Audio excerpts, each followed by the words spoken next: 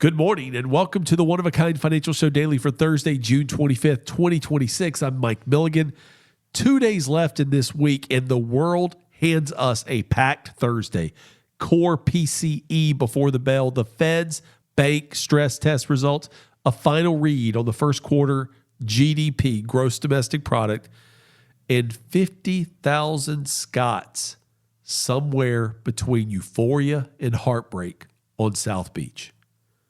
Quick reminder before we go anywhere, this show is educational. It's not investment advice and not a recommendation to buy or sell any specific security. Always consult a licensed professional before acting on anything you hear. Let's go. Be one of a kind with Mike's plan. Wednesday gave us a classic split tape across the indexes. The Dow Jones average closed up 182 points. The second highest close in its history, setting less than 0.33% below its all-time record at 51,848. The S&P 500 slipped 7 points, a modest 0.1% down. The NASDAQ composite fell 110 points, or 0.43%, a third straight down day for big tech. The Russell 2000, the small cap index, added 11 points, or about 0.4%. Old economy up, AI economy soft. Then after the bell, the script flipped.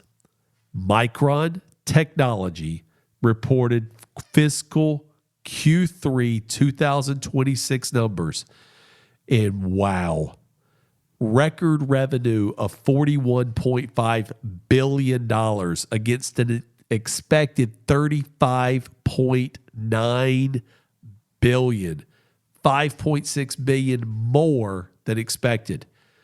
They added 16 strategic customer agreements, and the guidance was so far above consensus, the spreadsheets had to be redrawn. The stock jumped 14% after hours as we see from what happened and what I talked about on Monday with the 3-bucket cash stack, and again on Tuesday with narrative momentum, the headline narrative, AI CapEx is slowing. That would have been the narrative before 4 o'clock today. Then Micron hit, and the underlying data disagrees with the narrative.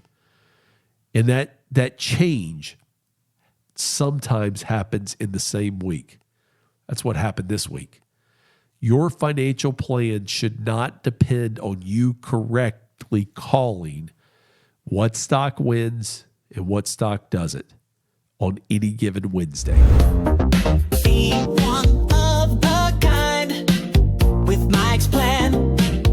Now, the part of the show I've been waiting for all week.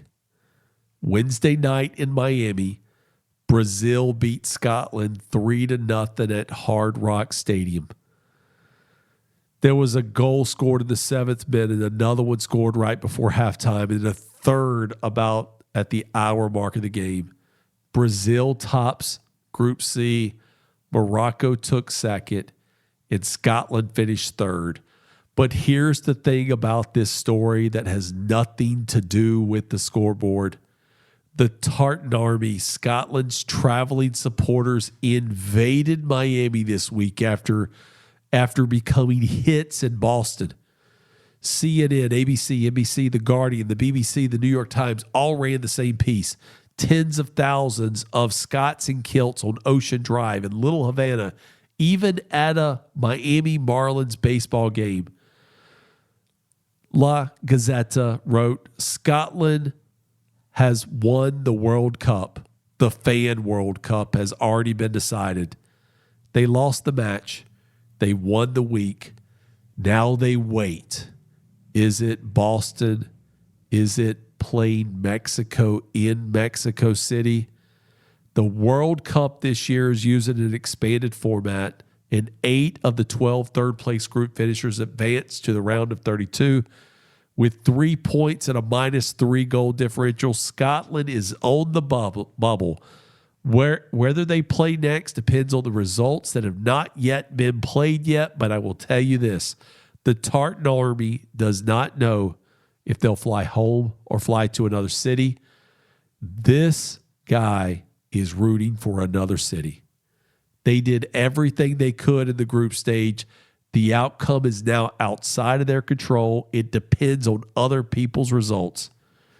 That is not a soccer concept. That is a planning concept. We build the financial plan around what we can control: savings rates, asset allocation, tax location, beneficiary designation, the order of withdrawals and retirements.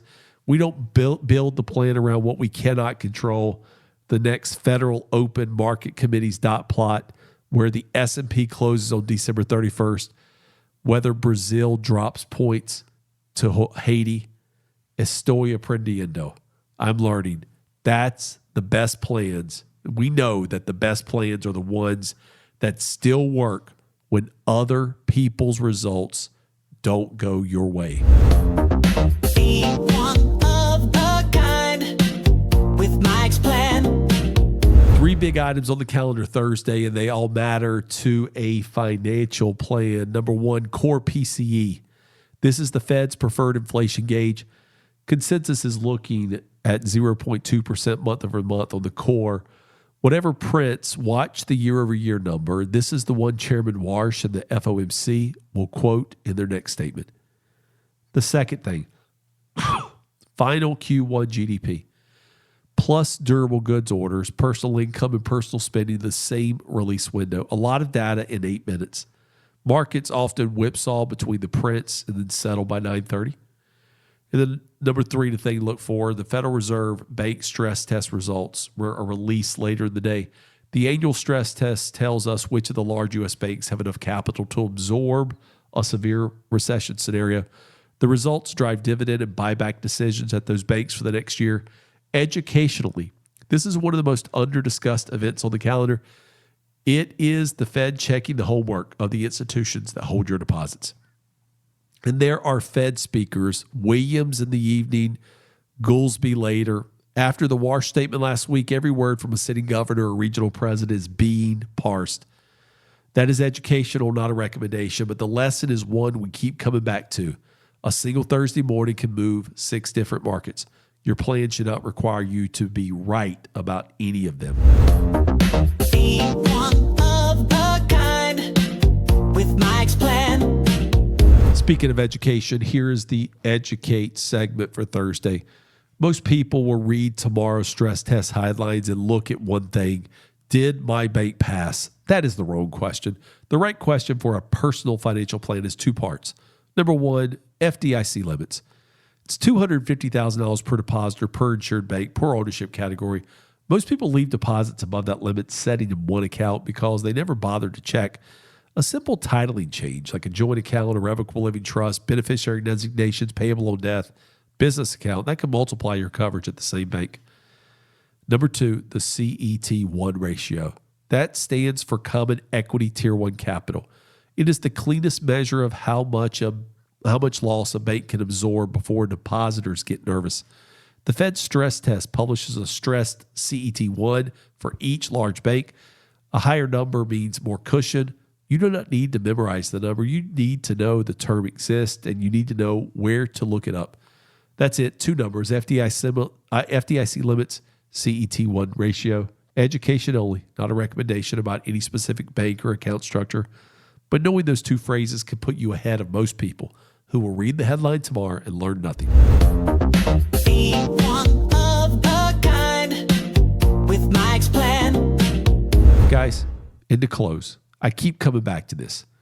The Tartan Army flew across an ocean to watch their team lose 2 out of the 3 matches.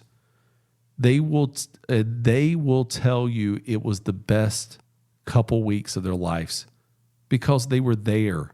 They didn't miss a moment. They showed up everywhere on social media and the news. Boston fell in love with them. Miami fell in love with them. And I'm rooting for them to get to another city so people can see the spirit and the love and hear Scotland the Brave being played by a legion of bagpipers wearing kilts walking down the road. That's the whole thing. Never miss the moment. Whether your plan delivers a 7th-minute goal or a quiet third-place wait, you still showed up. You still wore the kilt. You still bought the ticket. Coming up on Friday morning, core PCE prints, the stress test lands. We'll go over those. And we'll know whether Scotland is flying home or flying to the next host city. Either way, Friday morning I'll be there. I'm Mike Milligan.